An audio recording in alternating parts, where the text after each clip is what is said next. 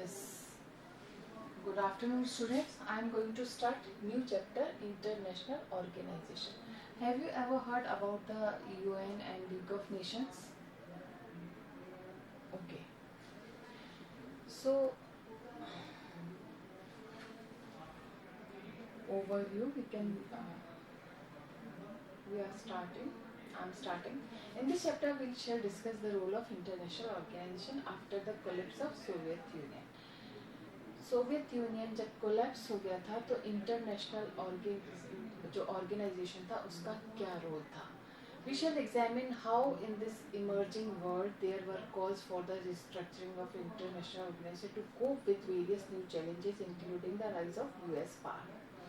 इसमें हम एग्जामिन करेंगे कि जो इमर्जिंग वर्ल्ड था जिसमें इंटरनेशनल ऑर्गेनाइजेशन को रिस्ट्रक्चर के लिए कॉल किया गया था, जिससे कि जो न्यू चैलेंजेस हैं, जो राइज ऑफ यूएस पावर से रिलेटेड जो भी न्यू चैलेंजेस हैं उसको रिजॉल्व किया जा सके.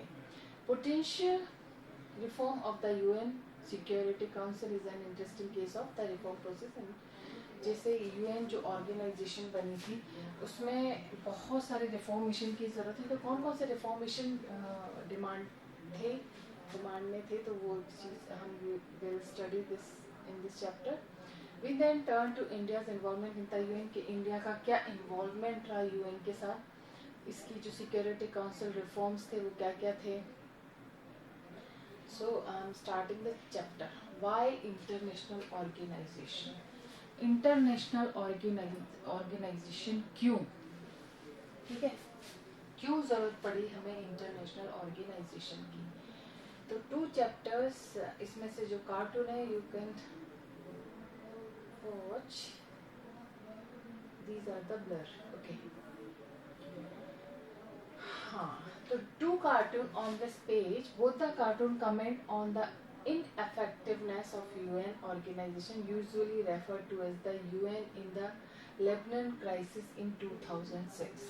पहले तो मैं आपको वो बता देती हूँ स्टोरी की यूएन कैसे फॉर्म हुआ, यूएन क्यों बना, यूनाइटेड नेशंस कैसे बना. जब फर्स्ट वर्ल्ड वॉर हुआ था उस वक्त ये तय हुआ था कि भाई अब जैसे वॉर काफ़ी डिस्ट्रक्शन होता है तो वॉर जैसी स्थिति पैदा ना हो, इसके लिए एक लीग ऑफ नेशंस फॉर्म हुआ था, है ना. उसमें ऑब्जेक्टिव थे कि वर्ल्ड पीस मेंटेन रहे, कोई वॉर जैसी स्थिति ना हो. लेकिन लीग ऑफ नेशन फॉर्मेशन के बाद भी सेकेंड वर्ल्ड वॉर हो गया और सेकेंड वर्ल्ड वॉर इतना खतरनाक हुआ कि उसमें बहुत डेथ और डिस्ट्रक्शंस हुए.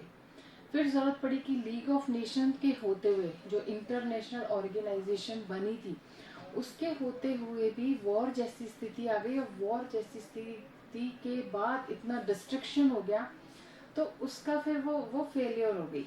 फिर 1945 में after immediate second World war नई ऑर्गेनाइजेशन बनी, that is the UN, United Nations बनी, ठीक है. तो ये स्टोरी थी यूएन की.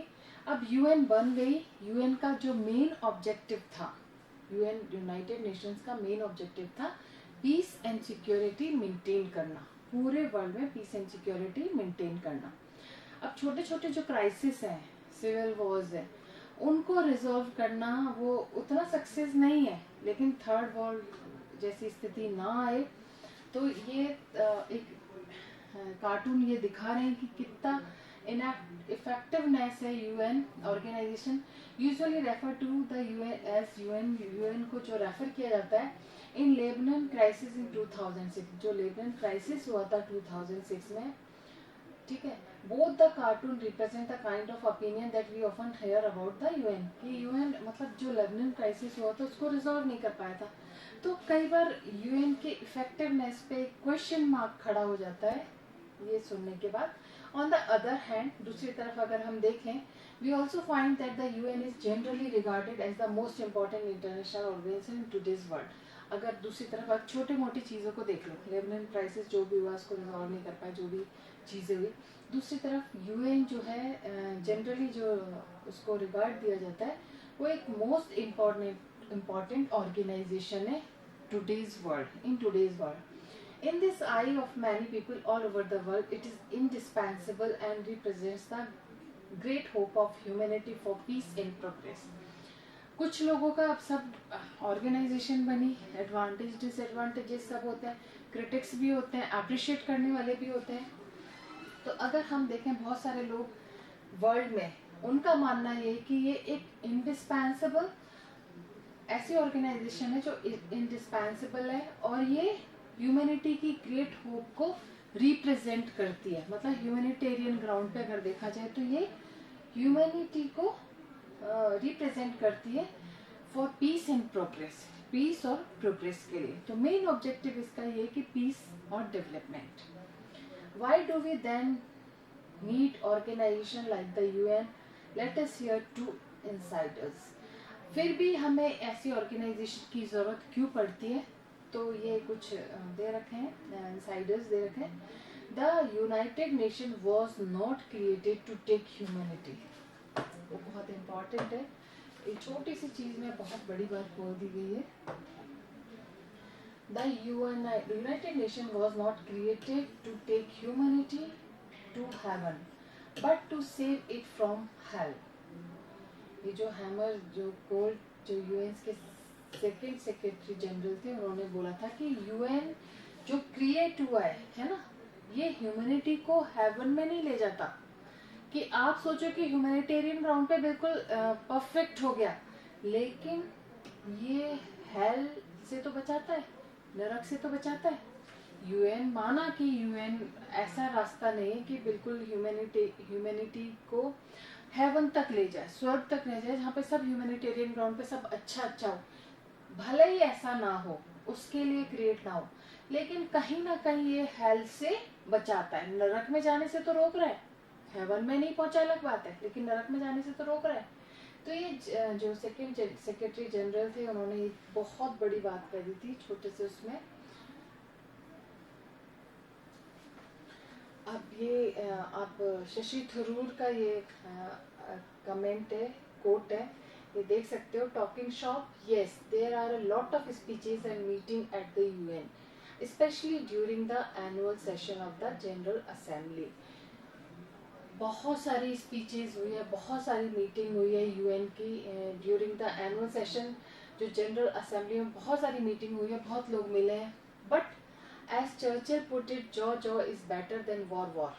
भाई वो कह रहे हैं कि ठीक है, जॉ बेटर है, मुंह से बात करना ज्यादा बढ़िया है बजाय वॉर के, ठीक है। Is it better to have one place where all countries in the world can get together?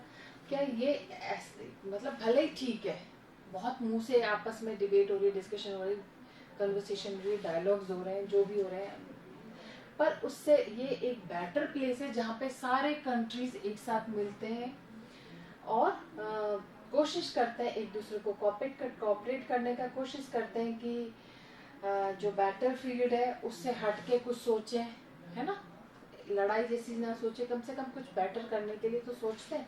ये शशि थरूर ने बोला है, जो farmer UN under secretary general थे कम्युनिकेशन एंड पब्लिक इंफॉर्मेशन के। These two course suggest something important, international organization are not the answer to everything। इस coat का मतलब ये है कि इंटरनेशनल अगर ऑर्गेनाइजेशन फॉर्म हो गई है या क्रिएट हो गई है तो हर प्रॉब्लम का सॉल्यूशन नहीं है, उससे हर चीज उसको रिजॉल्व उसके थ्रू हो ऐसा जरूरी नहीं है, सब चीजों का आंसर वही मिले ऐसा जरूरी नहीं है, बट दे आर इम्पोर्टेंट। पर फिर भी यूएन, ये जो इंटरनेशनल ऑर्गेनाइजेशन जरूरी है। International organisation help with matters of war and peace. International organisation जो हेल्प करती है वो वॉर और पीस के मैटर पे हेल्प करती है। They also help countries cooperate to make better living condition for us all. ये जो इंटरनेशनल ऑर्गेनाइजेशन है वो कंट्रीज को हेल्प करती है कि वो एक दूसरे को कोऑपरेट करें और अपनी कंडीशंस की जो बेटर लिविंग कंडीशंस है उसको इंजॉय करें। Countries have conflicts and differences with each other. Countries में हालांकि कॉन्फ्लिक्ट्स और डिफरेंसेस होते हैं, that does not necessarily mean that they must go to war to deal with there. अब कॉन्फ्लिक्ट्स और डिस्प्यूट्स का मतलब ये तो नहीं है कि आप लड़ो, है ना। वॉर जैसी स्थिति की जो भी प्रॉब्लम आपके कंट्रीज के बीच में वो वॉर से ही सॉल्व होगी, वॉर के माध्यम से ही सॉल्व होगी, ऐसा तो जरूरी नहीं है। So deal with their antagonism, मतलब जरूरी नहीं कि उसको डील अपनी नफरत से, फीलिंग ऑफ हेट होता है ना, feeling of hate.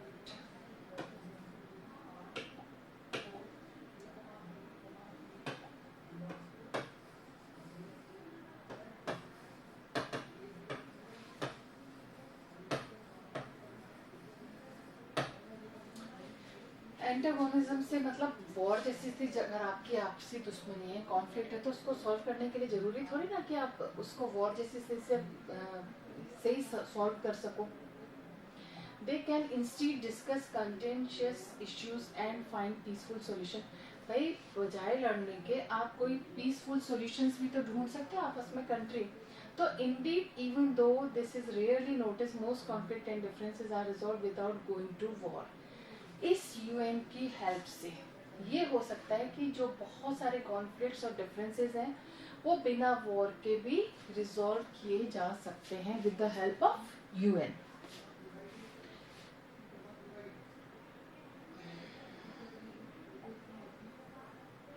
The role of an international organization can be important in this context.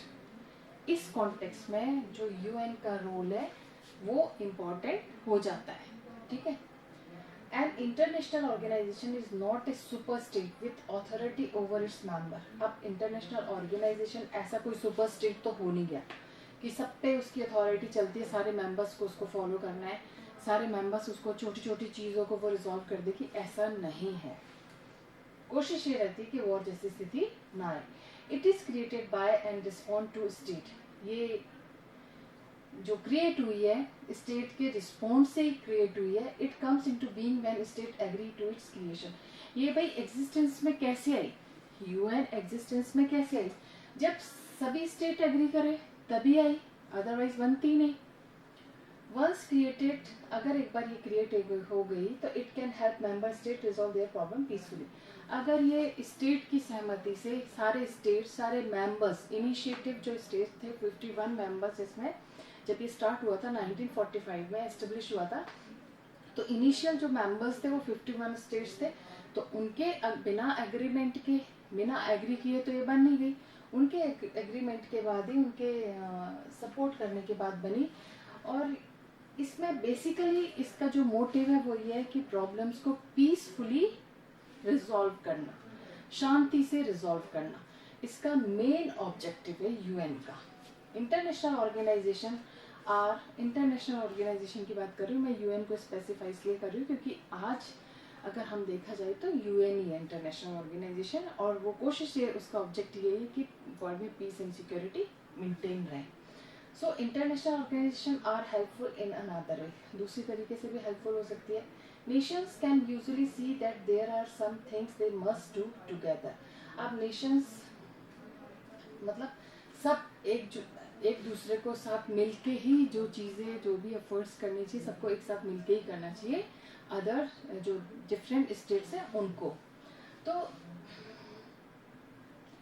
there are issues that are so challenging that they can only be deal with one everyone works together। अब बहुत सारे issues ऐसे हैं, बहुत सारे challenges ऐसे हैं जिससे एक कंट्री या दो कंट्री उसको नहीं डील कर सकता, सब एक साथ मिलके उसको डील कर सकते हैं। बहुत मेजर प्रॉब्लम्स ऐसी हैं जिसको एक कंट्री कोई अपन ये कहते हैं कि सुपर पावर कंट्री है, वो अपने आप डील कर लेगा, वो ऐसा नहीं है। आप जब तक सारे कंट्रीज मिल नहीं जाएंगे, सारे स्टेट्स मिल नहीं जाएंगे, जब तक कि मेजर प्रॉब्लम्स के जो इश्यूज हैं वो रिजॉल्व नहीं होंगे। तो बहुत सारे इश्यूज ऐसे हैं जो चैलेंजिंग है, जिसको सबको साथ ही डील करना है। जैसे डिजीज इन एग्जाम्पल आप देख सकते हो, रिसेंटली तो आप देख सकते हो कोरोना वायरस, कोविड में अकेला अमेरिका नहीं है, चीन नहीं है, है ना। कैसे रिजॉल्व हुआ ये? पॉपुलेशन को जब वैक्सीनेशन हो गया, पूरी पॉपुलेशन को जब वैक्सीनेशन हो गया, तब ये प्रॉब्लम रिजॉल्व हुई है। अब अगर अमेरिका ने मान लीजिए पूरी वैक्सीनेट कर लिया अपनी पॉपुलेशन को, तो मामला मैटर सॉल्व हो गया कि फिर किसी कंट्री को जरूरत ही नहीं है, ऐसा नहीं है ना। बहुत मेजर प्रॉब्लम है, सबको साथ ही करना पड़ेगा ये। तो डिजीज के मामले में देख लो, कुछ डिजीज ऐसी हैं जिनको एराडिकेट किया जा सकता है वर्ल्ड में एक दूसरे के कॉपरेशन से, जिसमें ज़्यादातर पॉपुलेशन को वैक्सीनेट। कोविड का बहुत लेटेस्ट एग्जाम्पल है आपके सामने कि अभी हमारे इंडिया में भी कंट्रोल्ड है, कुछ नहीं कह सकते कब आ सकता है, लेकिन वो किससे हुआ? वैक्सीनेशन से। केवल इंडिया में ही नहीं, चाइना में भी वैक्सीनेशन हुआ, यूएसए में भी वैक्सीनेशन हुआ, सारे कंट्रीज में वैक्सीनेशन हो रहा है। ये किसी एक की प्रॉब्लम तो है नहीं, एपिडेमिक थी, कहीं भी किसी से भी किसी को भी जा सकती है। तो ये सॉल्यूशन जब निकला, सबका एक साथ निकला। उसी तरीके से ग्लोबल वार्मिंग है, बहुत वैसा इश्यू है ग्लोबल वार्मिंग एंड इसके effects. As temperature rise because of the increase in greenhouse gases in the atmosphere, there is a danger that sea level will also increase. जैसे आप ग्लोबल वार्मिंग को ले लो, जैसे जैसे टेम्परेचर राइज होगा, greenhouse gases atmosphere में increase होंगी। There is a danger that sea level, इसमें खतरा है सबको कि सी लेवल क्या होगा? राइज होगा। डेफिनेटली टेम्परेचर राइज होगा तो ग्लेशियर्स मेल्ट होंगे, तो उससे क्या होगा? सी लेवल भी राइज होगा। तो thereby submerging many coastal, उससे क्या होगा? बहुत सारे कोस्टल एरिया सबमर्ज हो जाएंगे, जो ह्यूज सिटीज हैं वो समुद्र में समा जाएंगे। Of course each country can try to, अब इसके लिए कोई एक कंट्री, सभी को मिलकर ग्लोबल वार्मिंग जैसे इश्यू पे सबको एकजुट होकर ही तो जो भी डिसाइड करना है वो एकजुट होकर ही तो डिसाइड करना है। किसी एक कंट्री का प्रॉब्लम नहीं है, दो कंट्री का प्रॉब्लम नहीं है। ये जो प्रॉब्लम है वो ग्लोबल वार्मिंग, वो ग्लोबली है, इसलिए ग्लोबल वार्मिंग नाम दिया गया है। तो ये इसका सॉल्यूशन तब होगा सब एक साथ मिलके इसको करेंगे। So of course each country can try to find its own solution to the effect of global warming. हर कंट्री को अपनी तरीके से, अपनी तरफ से इसके इफेक्ट्स को कम करने के लिए, इसको रोकने के लिए सॉल्यूशंस ढूंढने पड़ेंगे। But in the end a more effective approach is to stop the warming itself. जो सबसे इम्पोर्टेंट इफेक्टिव जो अप्रोच है वो है वार्मिंग को रोकना, किसी भी तरीके से वार्मिंग को रोकना, टेम्परेचर राइज नहीं होने देना। This require at least all of the major industrial power to cooperate. इसके लिए क्या जरूरत है? कम से कम मेजर इंडस्ट्रियल पावर को कोऑपरेट की जरूरत है, तब ऐसा कुछ होगा। अनफॉर्चुनेटली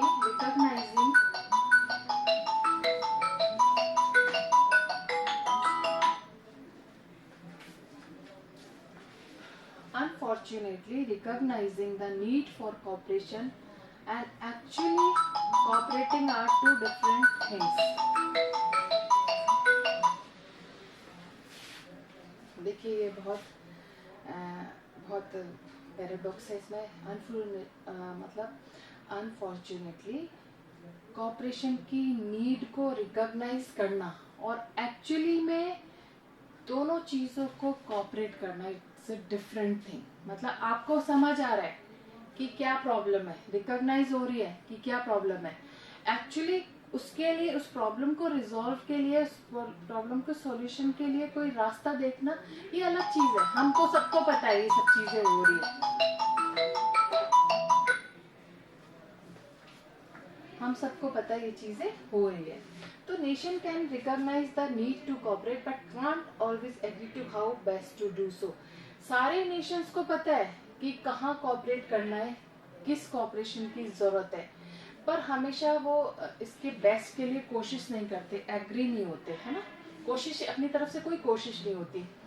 तो how to share the cost of cooperating, how to make sure that the benefit of cooperating are justly divided. तो ये कैसे होगा कि जो how share the cost of cooperating की जो कॉस्ट है उसको शेयर कैसे करना है, ये कैसे मेक श्योर करें कि जो कोऑपरेटिंग का जो बेनिफिट है वो जस्टली डिवाइडेड है, and how to ensure that others do not break their end of bargain and cheat on agreement। ये कैसे इंश्योर करें कि लोग चीट नहीं करेंगे, बार्गेन नहीं करेंगे। An international organization can help produce information and ideas about how to cooperate। International organisation information produce करती है और आइडियाज देती है कि कैसे कोऑपरेट करना है। बिना इंटरनेशनल ऑर्गेनाइजेशन के कंट्रीज को कैसे समझ आएगा क्या इंफॉर्मेशन है, कैसे एक दूसरे को कोऑपरेट करेंगे, कैसे चीज़ों को समझेंगे। तो ये इंटरनेशनल ऑर्गेनाइजेशन, अब इसका आंसर आ रहा है वाई इंटरनेशनल ऑर्गेनाइजेशन, क्यों। तो इसका आंसर बिल्कुल क्लियरली अब इसमें समझ में आ रहा है कि क्यों ज़रूरी है, इसलिए ज़रूरी है, ठीक है। So it can, international organization can provide mechanism, rules and bureaucracy. ये ऐसी ऑर्गेनाइजेशन है जो प्रोवाइड करती है मैकेनिज्म कि किस तरीके से करना है, rules, bureaucracy, to help members have more confidence that cost will be shared properly. ऐसे मेंबर्स को और ज़्यादा मतलब हेल्प करना कि कैसे कॉस्ट शेयर होगी, दैट द बेनिफिट्स, जो गवर्नमेंट को बेनिफिट हो। We shall try to answer this question at the end of this chapter. इसका क्वेश्चन आंसर हमें लास्ट में मिलेगा। अब नेक्स्ट जो टॉपिक है वो है evolution of the UN. UN का डेवलपमेंट कैसे हुआ, ठीक है। The First World War encourage the world to invest in an international organisation to deal with conflict. First World War जो है उसने एनकरेज किया कि इंटरनेशनल ऑर्गेनाइजेशन, अगर कॉन्फ्लिक्ट को डील करना है तो इंटरनेशनल ऑर्गेनाइजेशन में इन्वेस्ट करना पड़ेगा, उसके लिए सोचना पड़ेगा। Many believe that such an organisation would help the world to avoid war. बहुत लोग ऐसा मानते थे कि ऐसी ऑर्गेनाइजेशन ही आगे वॉर को, ऐसी ऑर्गेनाइजेशन की हेल्प से ही आगे आने वाले जो वॉर जैसी स्थिति है उसको अवॉइड किया जा सकता है, तो with the help of international organisation.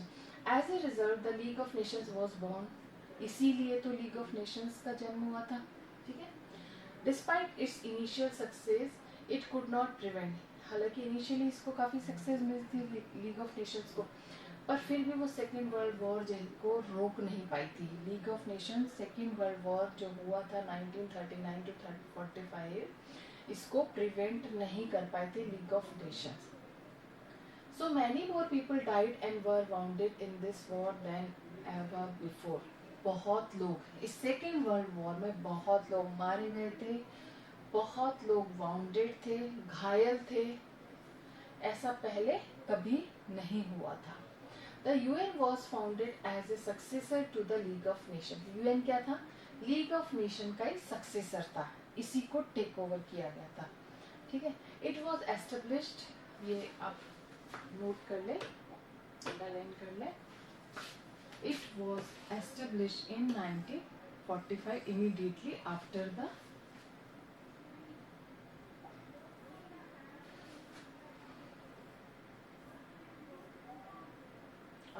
Second World War. Second World War के इमीडिएटली इसको फॉर्म किया गया था। The organisation was set up through the signing of the UN Charter by 51 state. जो ऑर्गेनाइजेशन था वो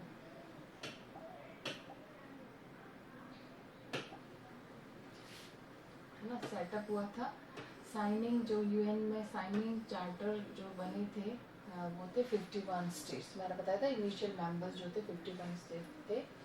it try to achieve what the League of could not between the two world wars. अब इसमें मैं ये कोशिश की गई थी कि जो लीग ऑफ नेशंस मतलब रोक नहीं पाया था, कम से कम वर्ल्ड वॉर जैसी स्थिति तो यूएन के साथ ना आए। द यूएन ऑब्जेक्टिव इज, जो यूएन का मेन ऑब्जेक्टिव था वो था prevent international conflict, international conflict को प्रिवेंट करना और कॉपरेशन को फैसिलिटेट करना जो इसके मेंबर स्टेट्स हैं उनके बीच में। It was founded with the hope that it would act to stop the conflict between states and escalating into war, and if war broke out to limit the extent of hostilities. इसको जो foundation, इसका जो main foundation थी, जो इसको मतलब इसकी जो फाउंडेशन रखी गई थी वो इस उम्मीद में, इस एक्सपेक्टेशंस के साथ रखी गई थी कि जो कॉन्फ्लिक्ट्स हैं स्टेट्स के बीच में, अगर वॉर को एस्केलेट करते हैं, अगर वॉर ब्रोकआउट होता है तो हॉस्टिलिटीज इतनी इस सीमा तक ना जाए कि सारे कंट्रीज मिलके एक साथ कूद पड़े और फिर थर्ड वर्ल्ड वॉर जैसी स्थिति पैदा हो जाए। तो फर्दर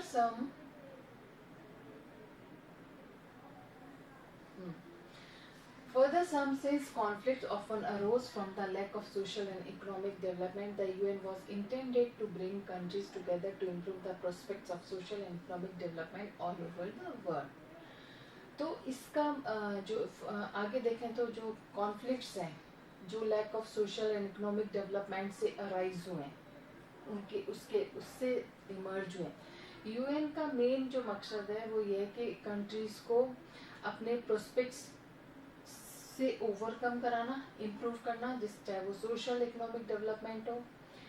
तो ये यूएन का मेजर ऑब्जेक्टिव है। इसका फ्लो चार्ट मैंने बनाया, मैं आपको कल आपको समझा दूंगी। Will continue this chapter tomorrow. Till then take care.